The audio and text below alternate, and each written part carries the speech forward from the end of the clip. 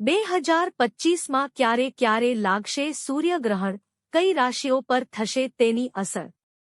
નમસ્કાર દોસ્તો, આપનું સ્વાગત છે અમારી યુટ્યુબ ચેનલમાં। જય માતાજી, જય શ્રી કૃષ્ણ, જય લક્ષ્મી માં। માતાજી તમને હંમેશા ખુશ રાખે અને તમારા ઘરમાં ક્યારેય અન્નની કમી ન આવવા દે તેવી પ્રાર્થના કરું છું। અને કોમેન્ટમાં જય માતાજી જરૂર લખી દેજો અને ચેનલને લાઇક સબસ્ક્રાઇબ કરવાનું ભૂલતા નહીં દોસ્તો। તો ચાલો આજના સરસ વિડીયોની શરૂઆત કરીએ।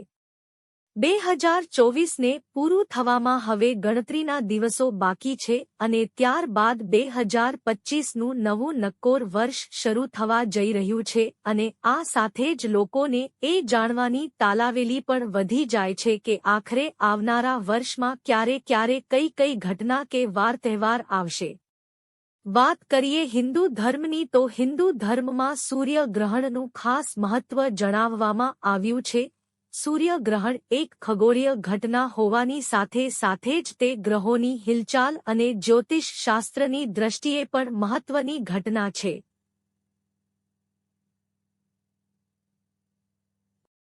ચાલો જાણીએ કે આવનારા વર્ષમાં ક્યારે સૂર્યગ્રહણ લાગશે, તે ભારતમાં દેખાશે કે નહીં અને આ ગ્રહણની કઈ રાશિઓ પર અસર જોવા મળશે એ માર્ચમાં લાગશે। પહેલું સૂર્યગ્રહણ આખા વર્ષમાં 4 ગ્રહણ હોય છે, જેમાંથી 2 સૂર્યગ્રહણ અને 2 ચંદ્રગ્રહણ હોય છે।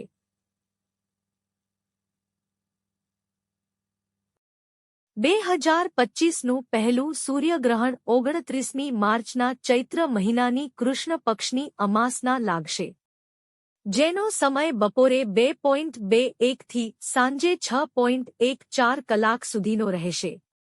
આ ગ્રહણ Bermuda, Barbados, Denmark, Australia, Belgium, ઉત્તરી Brazil, Finland, Germany, France, Hungary, Ireland, Morocco, Greenland, પૂર્વી કેનેડા, લિથુઆનિયા, હોલેન્ડ, પોર્ટુગલ, ઉત્તરી Russia, Spain, Suriname, Sweden, Poland, Portugal, Norway, Switzerland, England અને અમીરાના પૂર્વના વિસ્તારો જોવા મળશે। આ ગ્રહણ ભારતમાં દેખાશે નહીં એટલે એનું સૂતક કાળ પણ માન્ય નહીં ગણાય। આ રાશિઓ પર જોવા મળશે અસર। સમય મીન રાશિ અને ઉત્તરા ભાદ્રપદ નક્ષત્રમાં ગ્રહોની ખાસ સ્થિતિ બની રહી છે। આ દિવસ મીન રાશિમાં સૂર્ય અને રાહુ સિવાય શુક્ર, બુધ અને ચંદ્રમા રહેશે।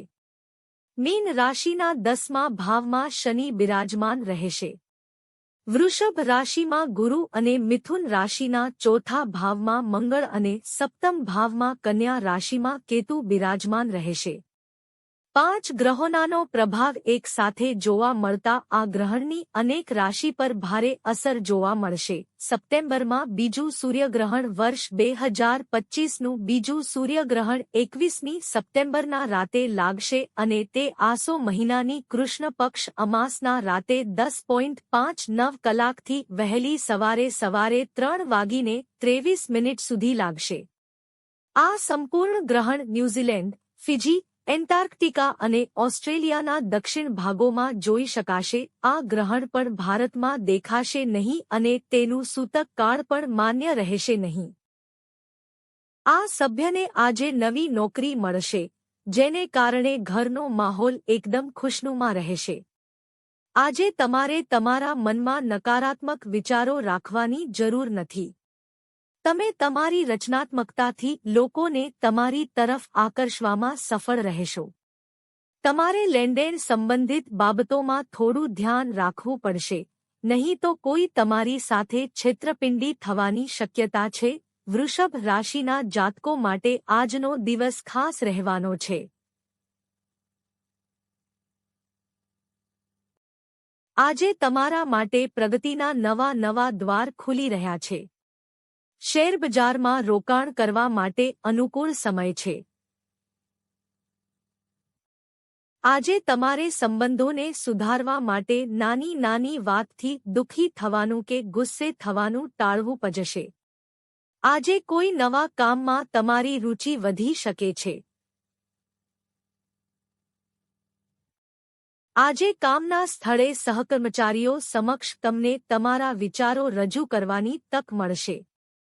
ઓફિસમાં આજે તમે કોઈ કામમાં બેદરકારી દેખાડશો. મિથુન રાશિના જાતકો માટે આજનો દિવસ મિશ્રિત પરિણામ આપનારો રહેશે.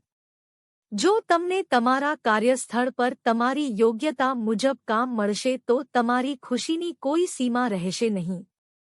સ્ત્રી મિત્રો તરફથી તમને સારો લાભ મળવાની સંભાવના છે. વેપારમાં તમને સારો નફો મળશે. કોઈને પૈસા ઉધાર ન આપો. તમારી આસપાસનું વાતાવરણ ખુશનુમા રહેશે. તમારે તમારી ભૂતકાળની કેટલીક ભૂલોમાંથી પાઠ શીખવો પડશે, નહીં તો તમને પસ્તાવો થશે. કર્ક રાશિના જાતકો માટે આજનો દિવસ મિશ્રિત પરિણામ આપનારો છે. તમારી વાણીની નમ્રતા તમને માન અપાવશે. તમારે તમારા કરિયરને લઈને કોઈ મહત્વપૂર્ણ નિર્ણય લેવો પડી શકે છે. હવામાન તમારા સ્વાસ્થ્ય પર વિપરીત અસર કરશે. તમને તમારા કામમાં ભાગ્યનો પૂરો સાથ મળશે. કેટલાક કામ પૂર્ણ કરવામાં તમને મુશ્કેલીનો સામનો કરવો પડી શકે છે. જો તમે કોઈની સાથે કોઈ મહત્વપૂર્ણ માહિતી શેર કરો છો તો તે તેનો લાભ લઈ શકે છે. આજે જીવનસાથી તરફથી કોઈ ભેટસોગાદ મળી શકે છે.